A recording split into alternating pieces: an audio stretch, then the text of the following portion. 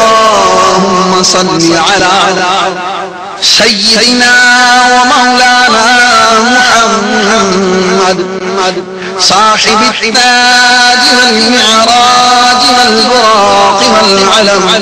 دافع البلاء والوباء والقحط والمرض والألم اسمه مكتوب مرفوع مشفوع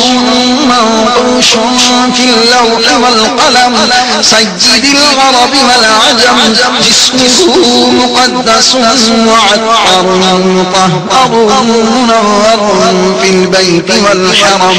شمس الضحى بدر الدجى وصدر العلا نور الهدى كهف الورى مصباح الظلم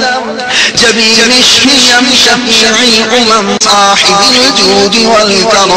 والله عاصمه وجبريل خاطبه والبراق مركبه والمغراد سفره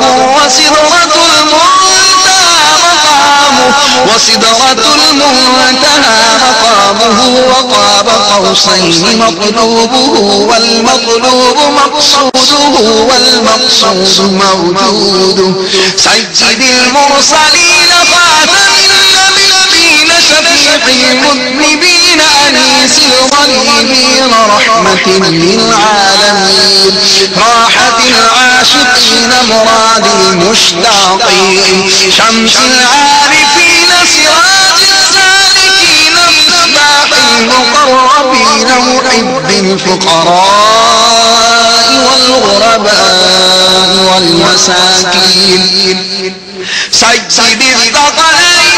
من الحرمين إمام القبلتين وسيلتنا في الدارين صاحب قاب قوسين محبوب رب المشرقين ورب المغربين جد الحسن والحسين مولانا ومولى الثقلين أبي القاسم محمد بن عبد الله نورا من نور الله يا